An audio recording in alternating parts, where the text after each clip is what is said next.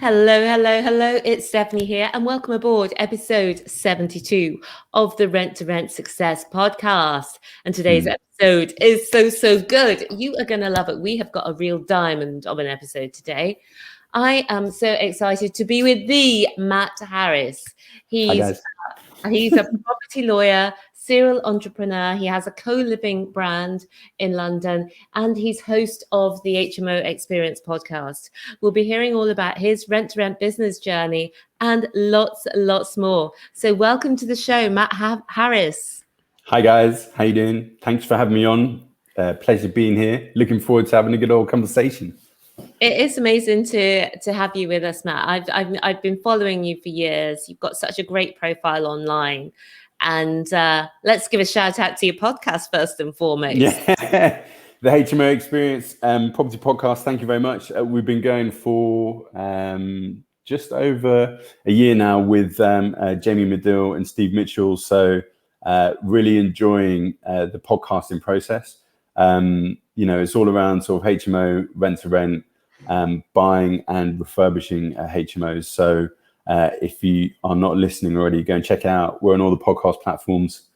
Hit the subscribe button, check out YouTube, just go and download some free resources on the hmoexperience.co.uk. There we go. That's my little shout out.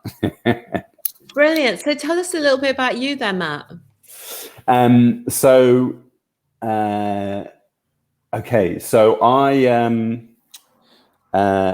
I'll do it in reverse. So at the moment, I've got a rent-to-rent business in Northwest London. We've been going for about 3 years.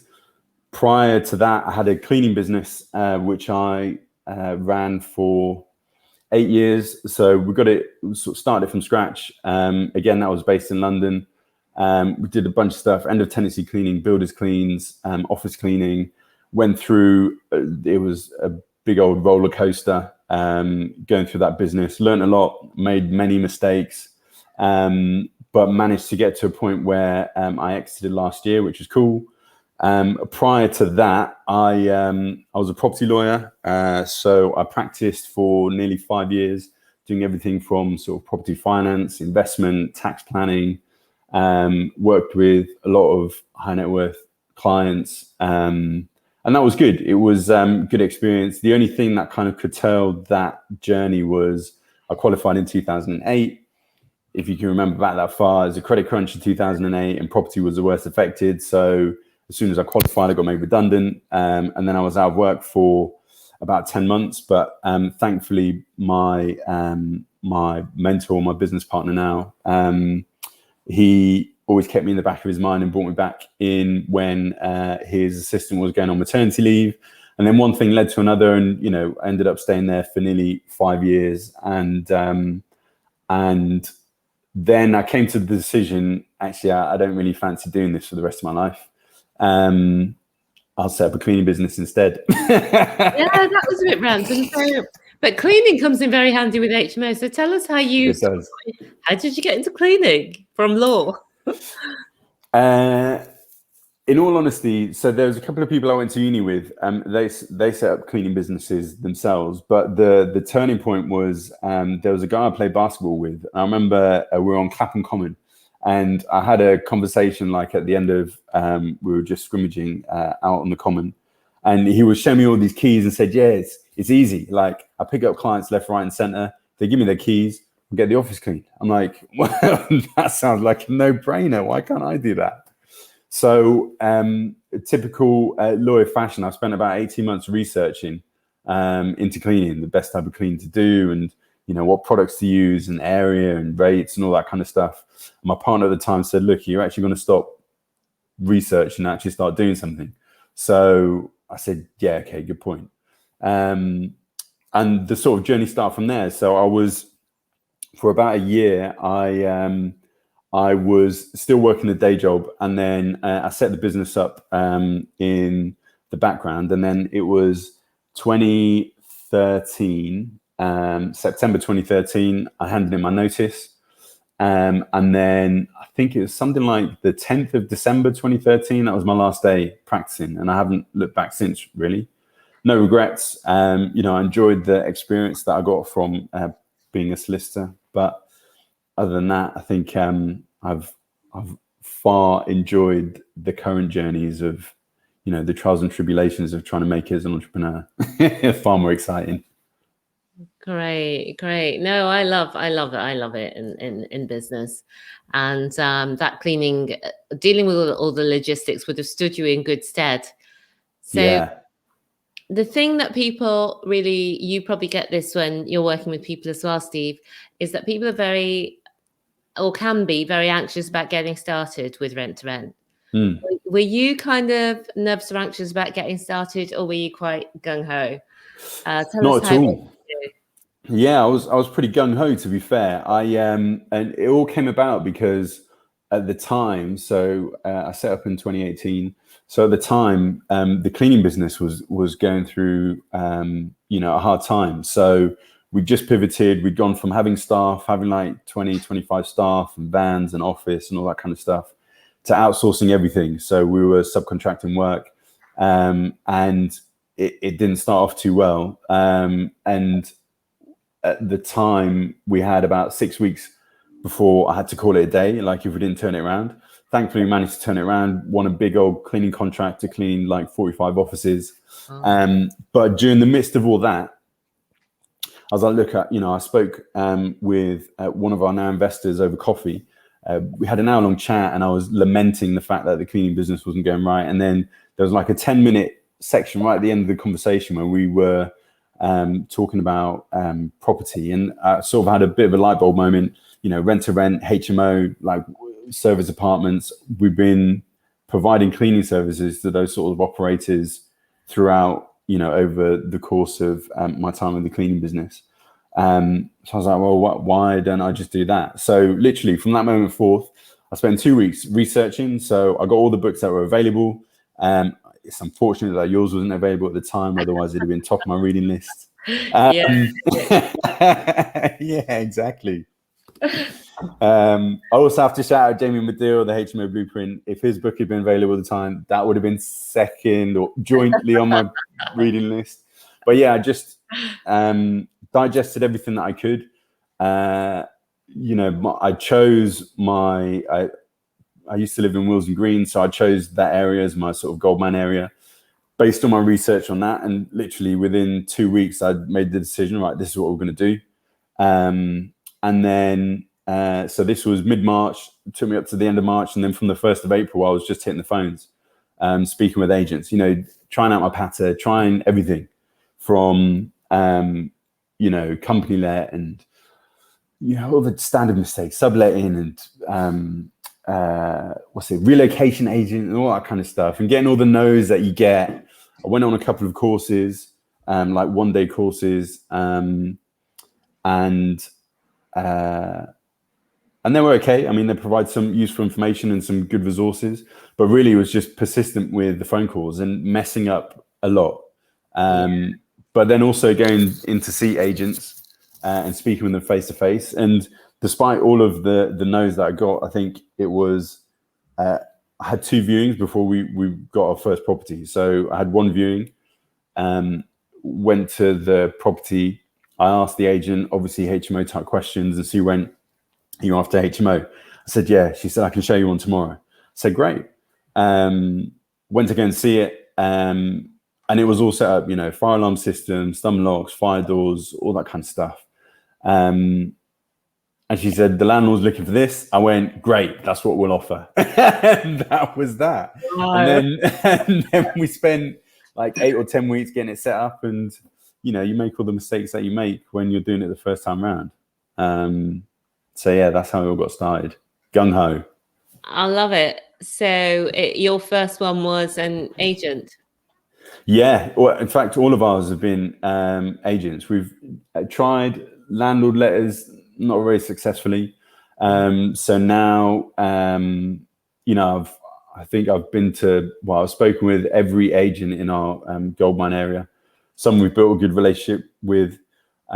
Some the relationship's been tested with everything that's happened over the last sort of 12 to 15 months. But, we're still here. So yeah, everything has been agent-wise. There's not one where we've had direct to landlord success yet. Yeah, so that's good because I can ask you, what do you think are the best tips that you would give to somebody on what works well with agents? I think just being honest and upfront. I think now, property is a relationship game, so it is definitely about building relationships. I think with I think being persistent as well with agents. I spoke with one agent for nearly 2 years before he said, "Yeah, I'll accept you to go on a viewing."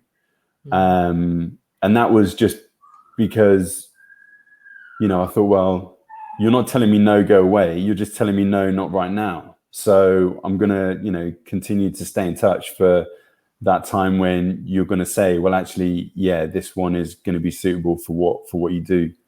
I think not to be afraid of getting a no, because you're going to get it regardless. Yeah. The first few times you're going to get no until you figured out, how to sort of tailor your approach. And each agent is different.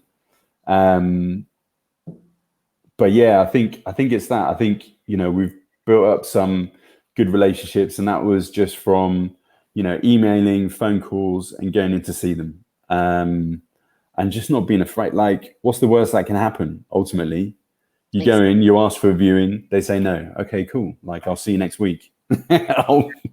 I'll be back and ask for another.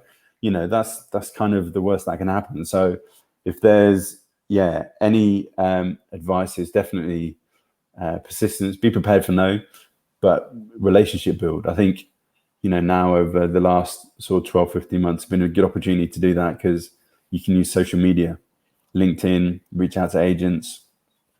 Like, it's all there, which puts you in a better position for when you can go in to see them, because you've already built a relationship with them. Exactly. That's what I suggest. Yeah, no, great advice. Thanks for that, Matt. And so you got your first deal, and then the next stumbling block that people worry about or wonder about is the refurbishment. Yeah. How much will I have to spend? How will I do it? Will it be worth it? Yeah. And often the times the first property stories are sort of horror stories. I don't want to say horror, but not go to plan stories usually. Yeah. They never go to plan the first time around. Ours is one of those stories. But tell us your story.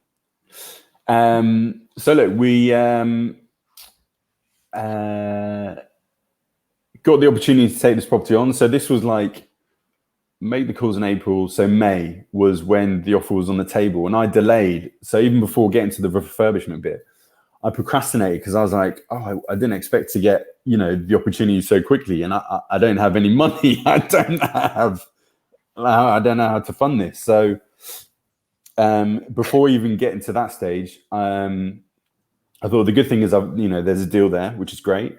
Now I just need to figure out how to get the funding. So I prepared a pitch deck, and I went to 2 or 3 people who I knew had some good business and finance experience. I said, look, can you have a look at this? Let me know what you think. And 2 out of the 3 came back and said, yeah, we're interested. Like, we're ready to, we can provide you with the funding. I was like, great, I've got a deal. This is amazing. Can we get this rolling? Yeah, cool. So it took me, I think, sort of 4 weeks maybe to get the deal over the line. And then in terms of the refurbishments, as with the first one, I wouldn't say it necessarily made mistakes, but just learned from the experience. Like, because all of the compliance works had already been done, we went down, we put down some new carpet because the carpet was rubbish. So that was fine. And then rather than buying a load of new furniture, I sort of upcycled it. So I spent weekends like painting furniture. And then we had to get some new beds. That was fine. And then there was an IKEA literally across the road. So we were back and forth to IKEA, lampshades and, blinds and all that kind of stuff. And all told, I think the first one to set up with a deposit and everything came to about £7,500, nearly £8,000, which is just way too much. But only learned that after we'd done it. So I think now what I learned from that first experience was don't take 6 or 7 weeks to get the property set up, because that's wasted time. B, obviously look for properties that are in good nick, not necessarily great, but good enough where you only have to do minor works, a couple of £1,000 at the most. And try and get those works turned around as quickly as possible. So to contrast the first one, so the first one took 7 or 8 weeks to get set up before we then started advertising for people. The second one that we took on that September, we set up in 5 days, and for about £3,000 less. Yeah. And with it, once it got set up, like we had an open day, and we managed to sell 3 rooms on the open day, which is great. So in just over a week, we went from completing to agreeing, having the first tenants agree to move in, which is great. I mean, that's a much better turnaround time. And generally, that's what we've tried to work towards, with subsequent properties, rather than taking 2, 3, 4 weeks. If we can get everything done and dusted in a week or less, that's perfect. Yeah. That's phenomenal. And I know that people will really relate, or some people who speak to me, they're like, what you just said, I haven't got any money. I don't know how I'm going to do this deal. But what I love about you is that you didn't have any money. You didn't know how you were going to do that deal, but you went out with your slide deck. You were just getting feedback on the slides, but those people who you were getting feedback on the slides for said they would invest. And I'm curious, and I'm sure people watching and listening might be curious as well. How much was the investment that you were looking for on the slide deck? So I'd set out 3 scenarios. I'd set out for like a 5K, a 7.5, and a 10K investment, and what those returns would look like over time. Yeah, and that was kind of it. I mean, this was super simple. So, the deck it gave a bit of background about the area, about house sharing and HMOs in general, why we chose the area that we did, and, the rise in people looking for rooms and that kind of stuff.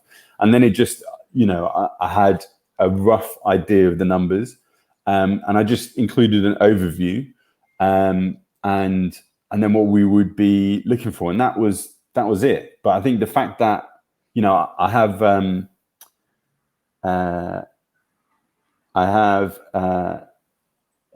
strained relationship with with money. So the fact that I didn't have to ask for it, it was in a document which kind of explained everything, made the process so much easier, because I was like, look, just here it is. What do you think? What changes do I need to make? What else do I need to show on here? But like I say, thankfully that did the job. So I did have it in the back of my mind. I picked the people that I showed it to with the intention of soft selling them into the idea. Without having to ask. And then, once they'd shown interest or they'd given feedback, then, we could have a conversation from there, because, the cold calling bit had already been done. You'd looked at the document, you get an understanding of what the proposal is. Is it a yes or no? Well, it's a yes. So explain to me a little bit more as to what the process looks like. And then it was me just explaining, look, this is the first time round. Like, I have no idea how this is, going to work in practice, but the theory is this. Okay, great. And then we just went through it, and, that first property we took on was great. It was a really good performer, to be fair. Yeah, it was really good. So, it served as well. And thankfully the investor for the first one I've worked with subsequently. So yeah, it all worked out, to be honest, which was good. No, that sounds amazing. I love the way you did that, and you got your investment. And was it a loan? Or was it a profit share you were offering? No, it was a profit share. The first sort of, I think the first 3 that we did were profit share. And then it was only after that I started getting tuned into the whole loan concept. But by that time, we'd already worked with the investor, and he was used to this sort of arrangement. So I was like, look, anyone new that comes on, this is how we're going to work. But it still worked out. I mean, it got us started, right? Like, I wouldn't have had the opportunity to start had it not been for that investment. So, I'm quite happy to give up half a share, because if we didn't have that, it's a vicious circle. If you didn't have the cash, then you wouldn't be able to generate the cash. So. No, and I love your gusto. You're so entrepreneurial, as I say. You were a property lawyer. You went to become a cleaner. You've got other businesses that interest that you have. So we've talked about getting started. We've talked about the refurbishment, and I would love to come now, actually, to fast forward to today. Yeah. And can you just give people an idea of where you are today in terms of what you do in property? Sure. So. Today, like the rent-to-rent business is still going. We had a challenging time over the last few months, but I think now we've had to renegotiate some of our existing agreements with landlords, which was I think I built it up a lot more difficult in my head than it actually turned out to be. But the good thing is, like, we managed to take advantage of a couple of opportunities that did come up at the end of last year. And I think now it is all about systemizing the business a lot more, because I've learned a lot by having to cut out any unnecessary expenditure over the last 12 months, like what is actually at the core of the business that needs to be worked on and improved. So I've been doing quite a bit of that over the last sort of 4 or 5 months. And I think the objective for this year is just to steady the ship, from a rent-to-rent perspective, and then see where the land lies and sort of go again next year. Undoubtedly, there's going to be opportunities that come along. We just before lockdown happened, we were about to take on like a block of, I think it was 5 or 6 flats, and I worked out an arrangement to get those filled, which was cool. But then there was some snagging works, and that all got delayed because of lockdown, and then the deal ended up not happening. But I had a call from the agent a couple of days ago saying, "Oh, the landlord's back, like he's ready to go." And I said, "Well, now is not the right time because we're consolidating at the moment to make sure that we can get through the rest of the year. So there will be opportunities that will come along, but I think the focus, in addition to working on improving our systems and processes, the one thing I noticed was the sort of community aspect from our existing housemates, and how it's really brought them all together. Particularly a couple of houses where they've really just, I think, how can I explain? They've, it's more like a family home rather than, a house share, or just 5 independent people living together. And that aspect really stood out to me. So I was like, cool. There's obviously a rise in co-living. So we'll launch a co-living brand with the objective of not just saying, oh yeah, putting a label on it, this is co-living, but actually working on the basis of, fostering a community, providing the relevant services into that community to encourage everyone to stay within the community and invite others into the community when there's rooms available. And then obviously giving them the best experience possible. And, that is something which will take time, but I do feel that, especially with everything that we've gone through, there is just a massive opportunity to offer that type of service where, you invite prospective tenants into an environment where, they can mix with like-minded people, similar ages, similar sort of professions, and and actually, build long-term relationships rather than just look at it as a place to, sleep at night. So yeah, that's the aim of the launch of the co-living brand. And it's, again, because it's just me working on it, like it's taken longer than I expected to get it off the ground. But there's a couple of really good businesses that are out there which we're sort of modeling ourselves on. And let's see how it goes. I think what I'd like to get to is, rather than having to actively advertise on Spare Room and OpenRent and Facebook and Gumtree and all that kind of stuff, to build funnels of inquiries, inbound inquiries, where the brand speaks for itself, rather than having to go and search for people when you have rooms coming up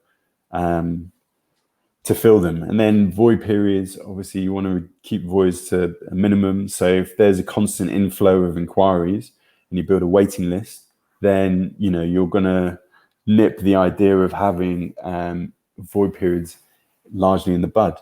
And then also if this works out, then there's also an opportunity to get funding for growing the business or for growing the brand and developing your own units, right? So at the moment we're rent to rent, so we're pretty restrained into what we can offer. We have to work within the boundaries of the properties that we have. But actually, to then go into developing your own, co-living units where you've got say as to room sizes and breakout space and what additional amenities you want to include and that kind of thing, and then that's a little bit of a different proposition. And if the investor can see, there's a waiting list of people who are, interested in this product and service, and we can see that this product or service will generate X amount of, rev over this sort of period, then actually we can see where the returns come in. So making an investment of X will, give us back Y. But also there's an underlying asset which, will be held on to because it's the building, whatever the co-living unit is. And then there's generated cash flow, because if you keep voids down to a minimum and create that environment, the experience and all that kind of thing, then who doesn't want to come and live in that? Yeah, no, that's a great, I love the way that you're really taking your business and you're running with it, and you're constantly improving it, evolving it, and taking it up to the next level. Now, before, as we sort of wind up, I like to ask people, what are the biggest mistakes that you see people making, or that maybe that you've made, or that you see people making that other people should avoid? Oh man, biggest mistakes. So many.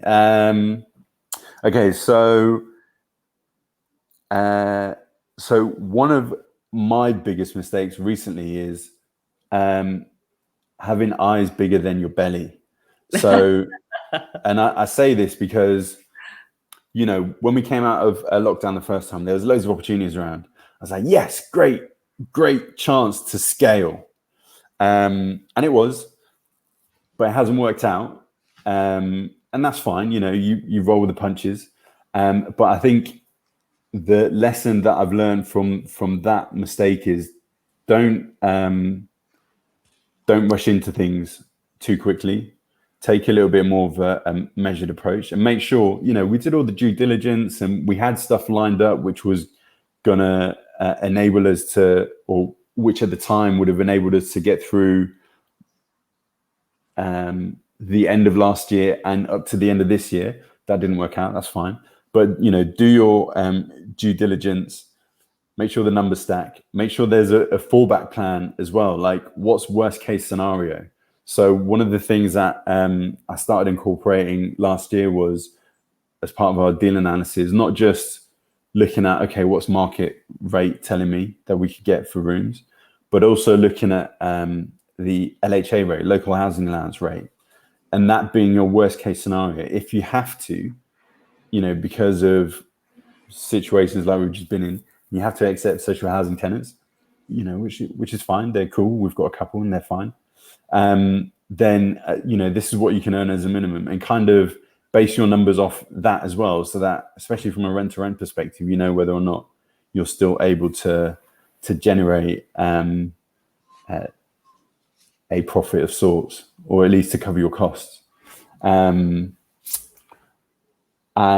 the other thing I think is, and I'm taking an example from a couple of people I've spoken to recently, is don't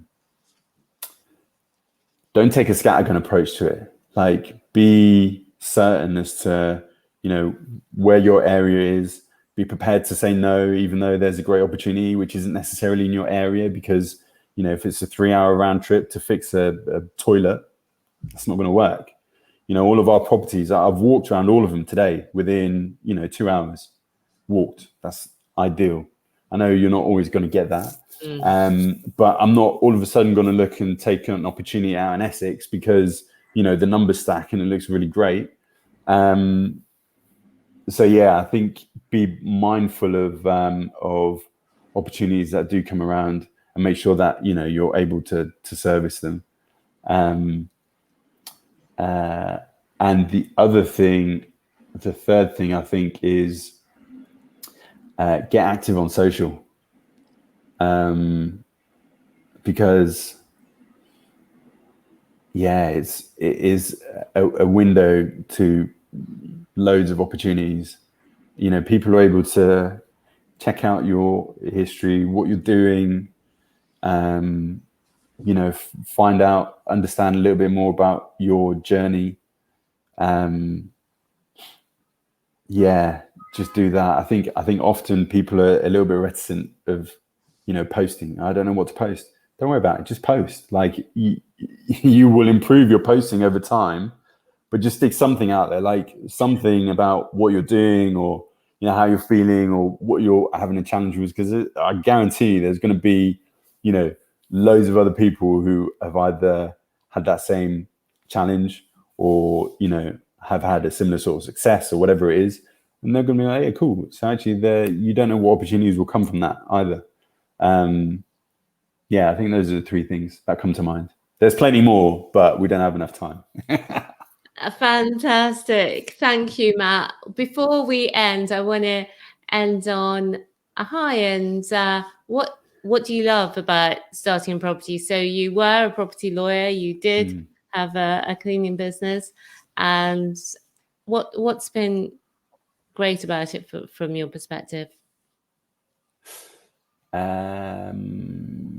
I think doing the deal, there's something for, like, there's a little rush of excitement when you know that all the hard work to try and find something, especially for rent to rent, to that first one, despite all the phone calls and everything, to be presented with that first opportunity is like, yes, okay, so this clearly there is something that works. There's some sort of validation. But then subsequent to that, it's still been like, that's great, that just the opportunity of, negotiating something, and then, turning an empty property into someone's home. I think that is, that's what I enjoy. That's quite nice. Yeah, no, nice little warm feeling. It is good. It is good, turning things around, creating something out of nothing. It's the entrepreneurial way. And what would you say to inspire somebody who was thinking of maybe getting started and I'm not sure about it? I would say, if you're not sure, then ask yourself why you're not sure. Is it because you don't know enough about what the process is, or what's involved? Yeah. In which case, there's plenty of resources out there where you can educate yourself. Your book, for example, the podcast, there's YouTube, there's Google. I mean, that's what I did. I spent, the best part of a week on Google and YouTube. If it is, the fear of starting something new, then ask yourself what really is the hurdle here. Is it because you haven't got experience doing it before? Well, then speak with someone who has. There's various communities, especially online, more so now, networking events where you can find out from other people who've done it and, get a better understanding as to their journeys, to see how, you may have a similar journey. Yeah. And if it is, I don't have the cash, then I didn't have the cash. But, there are ways of, if you think about it right now, super low interest rates. I think anyone who has spare cash would be interested in, whether it's a profit share or a loan arrangement where they're getting 6, 7, 8, 10, 12, 15% on the cash that they've got sitting around, for sure. How do you get access to that? I'll take the 15. Thanks. Yeah, I'm sure you would. How do you get access to that? Well, you need to tell people what you're doing or intending to do, and don't take the direct approach and say, I need this so that I can do that.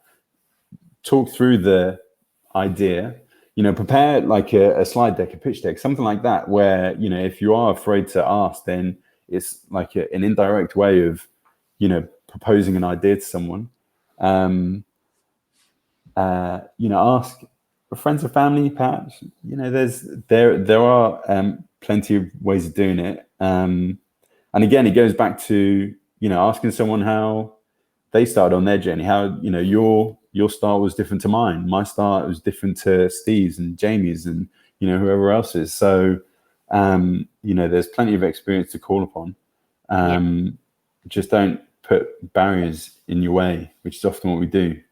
Yeah, there is so much experience out there, and there are so many ways that people can learn. And you have your HMO Experience Podcast. Obviously, we've got the Rent to Rent Success Podcast as well. Yeah. And I just want to thank you, Matt, for coming on the show, for being great, and for telling your story. It's been amazing to have you on and to chat to you. Thank you very much. Thank you. And thank you as well for watching and for listening. Is there anything you want to add before we close, Matt? Yes. If you haven't already bought the book, buy Rent to Rent Success. Thank you, Matt. I'll see if I can get another opportunity to show the video watchers the book. But thank you so much. Thank you so much, Matt. And thank you for watching and for listening. And I will see you all again next week. Until then, remember, believe bigger, be bolder, be a game changer. See you soon. Bye for now.